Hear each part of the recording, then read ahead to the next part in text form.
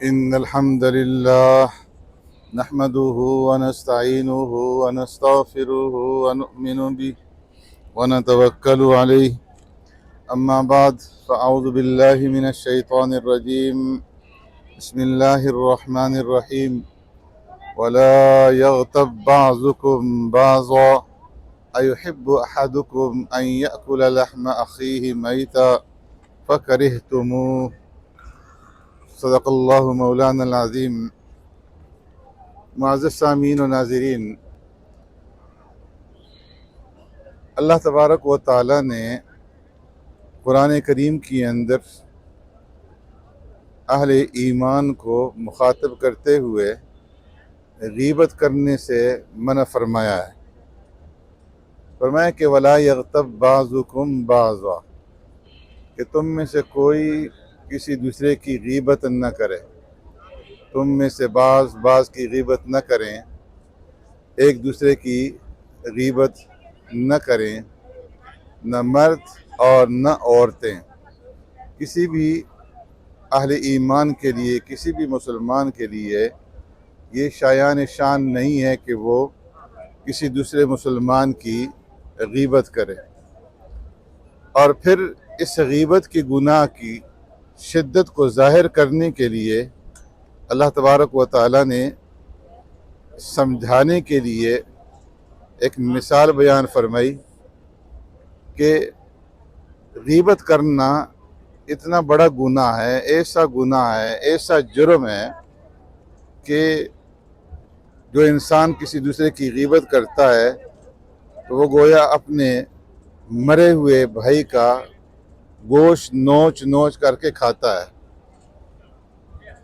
اور کوئی بھی انسان ایسا نہیں ہے کہ جو اپنے مردہ بھائی کی لاش کو نوچنا پسند کرے گا، اس کو نوچ نوچ کر کے کھائے گا. فرمایا کہ ایحب احدکم ان یأکل لحم اخیہ میتا، کیا تم میں سے کوئی انسان ایسا ہے جو سے یہ گوارا ہو کہ وہ اپنے مرے ہوئے بھائی کی لاش سے گوشت جو ہے نوچ نوچ کر کے کھائے. پھر خود ہی اللہ تبارک و تعالیٰ نے اس کا جواب دیا ہے فَكَرِهْتُمُوهُ، یقیناً تم میں سے کوئی بھی اس بات کو گوارا نہیں کرے گا، اس بات کو پسند نہیں کرے گا کہ وہ اپنے مردہ بھائی کا گوشت جو ہے وہ نوچ کر کے کھائے. تو جب ایک انسان اپنے مردہ بھائی کا گوشت نوچ کر کے کھانا پسند نہیں کرتا تو پھر کسی دوسرے انسان کی غیبت کرنا وہ کس قدر جو ہے اس کو کیوں کر اس کو وہ پسند کر سکتا ہے. تو اس لیے غیبت سے اپنے آپ کو بچانا چاہیے. پیارے پیغمبر صلی اللہ علیہ وسلم جب معراج پہ تشریف لے گئے اور آپ صلی اللہ علیہ وسلم کو جنت اور دوزخ کی سیر کروائی گئی، آپ صلی اللہ علیہ وسلم کو عالم ارواح کی سیر کروائی گئی، تو آپ صلی اللہ علیہ وسلم دیکھا کہ کچھ لوگ ایسے ہیں کہ جن کے تانبے کے لمبے لمبے ناخن ہیں اور وہ ان ناخنوں سے اپنے چہروں کو نوچ رہے ہیں. پیارے پیغمبر صلی اللہ علیہ وسلم نے حضرت جبرائیل صلی اللہ علیہ وسلم سے پوچھا کہ جبریل یہ کون لوگ ہیں؟ تو حضرت جبرائیل صلی اللہ علیہ وسلم نے فرمایا کہ یہ وہ لوگ ہیں جو دنیا کے اندر ایک دوسرے کی غیبت کیا کرتے تھے. ایک حدیث میں ہے کہ قیامت کے دن جب بندوں کے اعمال ان کے سامنے پیش کیے جائیں گے، بندوں کو اعمال نامے دیے جائیں گے، تو بہت سارے لوگ جو ہے اپنے اعمال ناموں کے اندر بہت سارے اعمال صالحہ نہیں پائیں گے، ان کے اعمال صالحہ ان کے نامہ اعمال کے اندر موجود نہیں ہوں گے. تو وہ اللہ تبارک و تعالیٰ سے عرض کریں گے کہ یا اللہ، ہم نے تو دنیا کے اندر فلاں فلاں عمل کیے تھے اور آج وہ اعمال ہمارے اعمال ناموں کے اندر موجود نہیں ہیں. تو اللہ رب العزت کی طرف سے انہیں جواب دیا جائے گا کہ تم دنیا کے اندر لوگوں کی غیبت کرتے تھے اور اس کی وجہ سے ہم نے تمہارے وہ اعمال تمہارے اعمال ناموں سے مٹا دیے ہیں. تو غیبت کرنا یہ اپنے اعمال کو، اپنی نیکیوں کو برباد کرنا ہے. شیخ سعدی رحمۃ اللہ تعالی علیہ نے اپنی کتاب گلستان کے اندر ایک واقعہ لکھا ہے اپنے بچپن کا کہ ایک مرتبہ میں رات بھر اپنے والد کے ساتھ تہجد کے اندر مصروف رہا۔ شیخ سعدی کے والد بھی دیندار اور نیک انسان تھے، تہجد گزار تھے، اور شیخ سعدی بھی بچپن ہی سے تہجد گزار تھے، تہجد کے پابند تھے، شب بیدار اور شب گزار تھے۔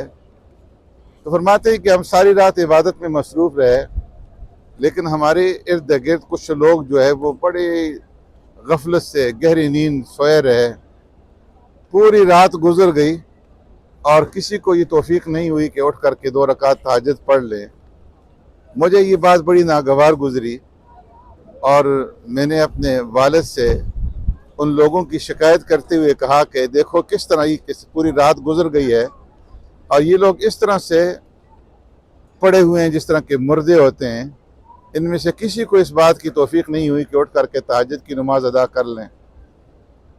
تو شیخ سعدی کے والد نے فوراً ہی انہیں ٹوکا اور فرمایا کہ بیٹا، بہتر یہ ہوتا کہ تم بھی سو جاتے اور ان کی غیبت نہ کرتے۔ تو فوراً ہی شیخ سعدی کی ان کی والد نے جو ہے سرزنش کی کہ غیبت کسی کی نہیں کرنی چاہیے اور کسی دوسرے انسان کو اپنے سے حقیر نہیں سمجھنا چاہیے۔ آج اگر ہم اپنے معاشرے کا، اپنے ماحول کا، اپنی مجلسوں کا جائزہ لیں تو ہمیں یہ نظر آتا ہے کہ ہماری جتنی بھی محفلیں ہیں اور جتنی ہماری مجالس ہیں، جہاں 2-4 آدمی جمع ہوتے ہیں تو وہیں پر جو ہے غیبت کا سلسلہ شروع ہو جاتا ہے، اور کبھی کسی سیاستدان کو لے کر کے بیٹھ جاتے ہیں، کبھی کسی جو ہے لیڈر کو لے کر کے، کبھی کسی رشتہ دار کو لے کر کے، تو کسی نہ کسی کی غیبت جو ہے وہ جاری رہتی ہے۔ تو اس لیے اس بات کا اہتمام کرنا چاہیے کہ جہاں آپ کسی مجلس کے اندر بیٹھیں، کسی محفل کے اندر بیٹھیں اور وہاں پر غیبت کا سلسلہ شروع ہو جائے تو فوراً کوشش کریں کہ اس موضوع کو تبدیل کر دیں اور اس غیبت کے سننے کے اندر اور سنانے کے اندر اس کے اندر شامل نہ ہوں، اس لیے کہ جو آدمی کسی دوسرے کی غیبت جو ہے وہ آپ کے سامنے کرتا ہے تو یقیناً وہ کسی دوسرے کی مجلس میں آپ کی بھی غیبت کرے گا۔ تو اس لیے ایسی مجلسوں کے اندر جو ہے جہاں غیبت ہو تو فوراً جو ہے موضوع کو تبدیل کرنے کی کوشش کرنی چاہیے یا وہاں سے اٹھ جانا چاہیے۔ آج کل تو اللہ معاف کرے مساجد جو ہیں وہ بھی محفوظ نہیں رہی۔ پہلے ہم لوگ کہا کرتے تھے کہ یہ عورتوں کی عادت ہوتی ہے کہ جہاں 2-4 عورتیں جمع ہوتی ہیں آپس میں ایک دوسرے کی غیبت شروع کر دیتی ہیں، لیکن اب تو مسجدوں میں جاؤ تو وہاں پر بھی جو نمازی نماز کے انتظار میں پیچھے بیٹھے ہوتے ہیں وہ بھی کسی نہ کسی کی غیبت کے اندر مصروف رہتے ہیں۔ نماز سے پہلے بھی یا تو کسی سیاستدان کو لے کر کے بیٹھ جائیں گے، اور اگر کوئی نہ ہوا تو امام صاحب کے پیچھے لگ جائیں گے، کسی مولوی کا ذکر شروع کر دیں گے۔ نماز سے فارغ ہونے کے بعد پھر یہی سلسلہ شروع ہو جاتا ہے۔ تو جہاں عبادت کے لیے گئے تھے، نیکیاں کمانے کے لیے گئے تھے، تو وہیں پہ اپنی نیکیاں برباد کر کے واپس لوٹتے ہیں۔ تو اس لیے غیبت بہت بڑا گناہ ہے، اپنے بھائی کا گوشت نوچ نوچ کر کے کھانا ہے، اللہ تبارک و تعالیٰ کو یہ ناپسندیدہ ہے۔